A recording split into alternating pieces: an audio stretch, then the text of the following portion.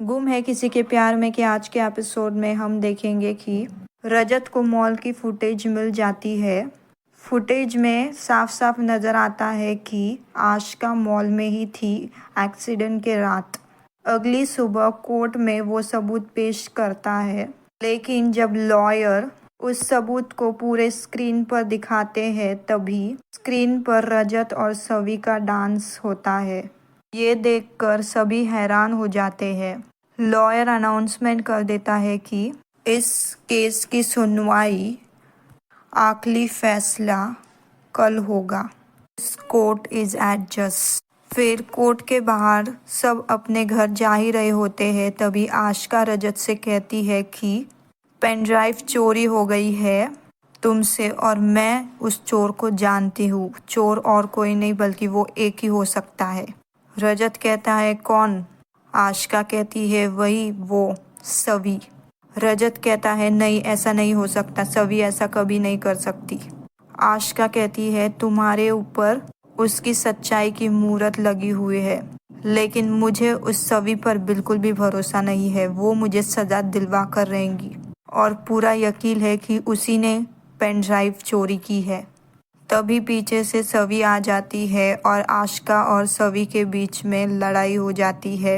आशिका सवी को ब्लेम करती है, पेन ड्राइव कहाँ है, तुमने क्यों चुराई है? वो चिल्ला चिल्ला कर पूछ रही होती है। तभी रजत आशिका को कहता है कि चुप रहो, तुम्हें पता है तुम कहाँ खड़ी हो और क्या बकवास कर रही हो, चुपचाप घर जाओ।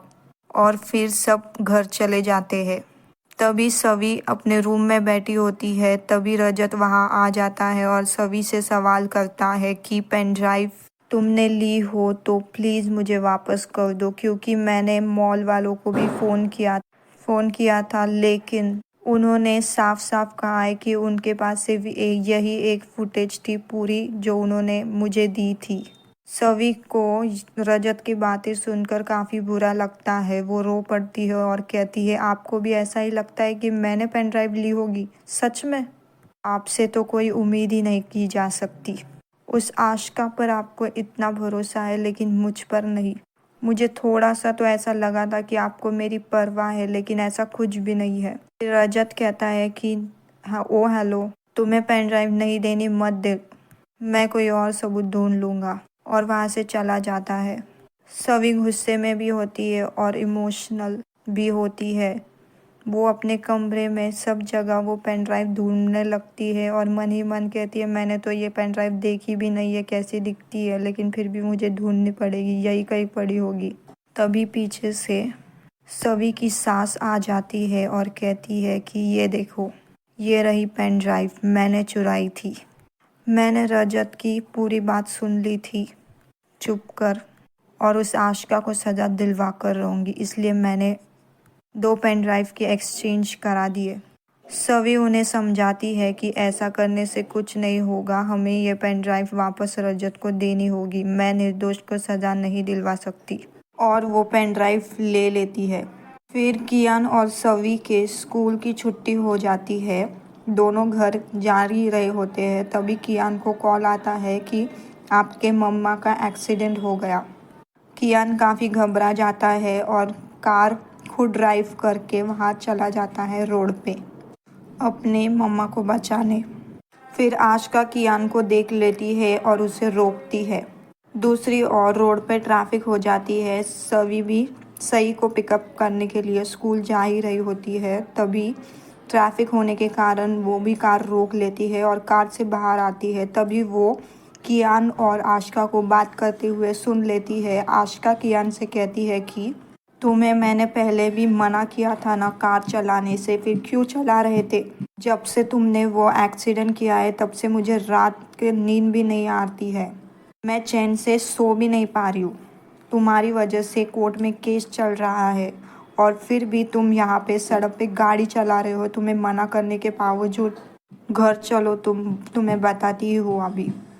आशिका कियान को वहाँ से लेके घर चली जाती है और सवी सब सुन रही होती है। सब कुछ सुनने के बाद सवी को पूरा सच पता चलता था। इनफैक्ट चल गया था कि रजत कियान को बचाने की कोशिश कर रहा है। घर जाते ही आशिका रजत को फ़ोन करती है और उसे बताती है कि आज क्या हुआ। तभी रजत आशिका से कहता है कि तुम्हें पता है ना कितना बड़ा केस चल रहा है और तुम कियान को गाड़ी चलाने दे रही हो, तुम्हें उसका ध्यान नहीं रखना आता है क्या? फिर आशिका कहती है कि रख रही हूँ मैं उसका ध्यान, लेकिन 24 घंटे तो मैं उसके आगे पीछे नहीं घूम सकती ना। उसे किसी का फ़ोन आया था कि उसके मम्मा का एक्सीडेंट हुआ, इसीलिए कियान काफ़ी घबरा गया था और गाड़ी लेके सीधा मुझे बचाने के लिए आया।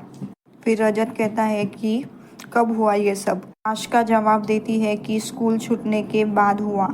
रजत कहता है ओ नो, खाश आई विश सवी ने कुछ भी ना देखा हो, क्योंकि वो आज सवी को पिकअप करने स्कूल गई थी। फिर दोनों भी काफ़ी घबरा जाते हैं। रजत अपने घर जाता है। सवी अपने रूम में कुछ काम कर रही होती है, तभी रजत भी अपने रूम में आ जाता है। रजत के मन में सवाल ही सवाल उठ रहे होते हैं। वो सवी से पूछने की कोशिश करता है, कहता है मन ही मन कि ऐसे सीधे सीधे जाके पूछूं सवी से कि तुमने आशिका और कियान की बातें तो नहीं सुन ली। फिर वापस ही मन कहता है कि नहीं, ऐसा पूछूंगा तो उसे पता चल जाएगा कि एक्सीडेंट किसके वजह से हुआ था। काफ़ी कंफ्यूज होता है। तभी दूसरी तरफ तारा का पति काफ़ी खुश होता है, क्योंकि उसने सवी के सामने पूरा सच रख दिया था और कहता है कि रजत जैसा बाप वैसा बेटा, इमोशनल फूल्स। यहाँ पे अपने कमरे में सवी भी अपने आप से मन ही मन बातें कर रही होती है कि रजत को बता दूँ सब कुछ, कि मुझे सब कुछ पता चल चुका है। यहीं पर आज का एपिसोड एंड हो जाता है। एपिसोड अच्छा लगा हो तो लाइक करिएगा और ऐसे ही लेटेस्ट एपिसोड सबसे पहले देखने के लिए चैनल को सब्सक्राइब करना ना भूलें। मिलते हैं अगली एपिसोड में। Thank you for watching.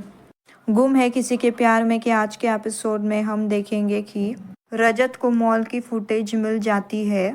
Footage में साफ साफ नज़र आता है कि आशिका मॉल में ही थी एक्सीडेंट के रात।